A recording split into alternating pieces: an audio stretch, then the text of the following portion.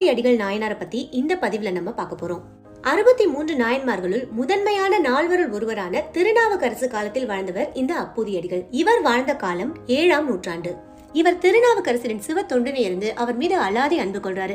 திருநாவுக்கரசர் பெயரால் மக்களுக்கு சாப்பாடு போடுறது, சத்திரம் அமைச்சு கொடுக்கறது, நீர் கொடுக்கறது, இந்த மாதிரி பல பணிகளை செஞ்சு வராரு. ஒரு நாள் திருநாவுக்கரசர் அப்பூதியடிகள் வசிச்ச ஊருக்கு போன போது அவருடைய பேரால பல தர்மங்கள் நடப்பதை கண்டு அவர் வியந்து போறாரு.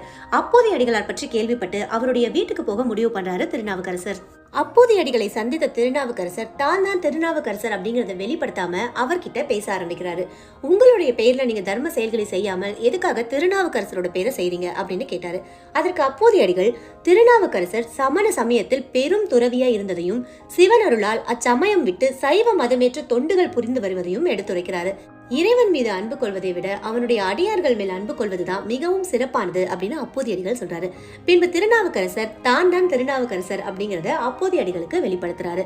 திருநாவுக்கரசரே தன்னுடைய இல்லம் வந்திருப்பதை அறிந்து மகிழ்ந்த அப்பூதியடிகள் அவரை தன் வீட்டுல சாப்பிட்டுதான் போகணும் அப்படின்னு சொல்றாரு. திருநாவுக்கரசருக்கு விருந்து படைக்கிறதுக்காக தடமுடலா சமைக்க ஆரம்பிக்கிறாங்க. அப்பூதியடிகள் அவருடைய மகன் கிட்ட சொல்லி வாழை இலையை அறுத்துட்டு வர சொல்றாரு. வாழை இலையை அறுக்க சென்ற அப்பூதியடிகளுடைய மகன் பாம்பு தீண்டி அந்த இடத்துலயே இறந்து போறாரு. ஆனா இது திருநாவுக்கரசருக்கு தெரிஞ்சா அவர் சாப்பிடாம போயிடுவாரு அப்படிங்கிறதுக்காக கணவனும் மனைவியும் மகன் இருந்த துக்கத்தை மறைச்சுக்கிட்டு திருநாவுக்கரசருக்கு உணவு பரிமாறுறாங்க. சாப்பிடுறதுக்காக உட்கார்ந்த திருநாவுக்கரசர் உன் மகனையும் என்னோட உணவருந்த அழைச்சு வா அப்படின்னு சொல்றாரு. கணவனும் மனைவியும் ஒருத்தரை பாத்துக்கிட்டாங்க. அவங்க முகத்துல இருந்த சோகத்தை பார்த்து திருநாவுக்கரசர் என்ன நடந்ததுன்னு உண்மையா சொல்லுங்கன்னு கேட்டாரு.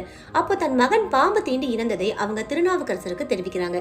எல்லாம் இறைவனின் திருவிளையாடல் அப்படின்னு திருநாவுக்கரசர் சொல்லி ஒரு பாடல் பாடி அப்பூதியடிகளோட மகனை உயிர்ப்பிக்கிறாரு. சைவ சமயத்தில் சிவபெருமானும் அடியாரும் ஒருவரே என்பதை விளக்கவே அப்பூதியடிகளோட வரலாறு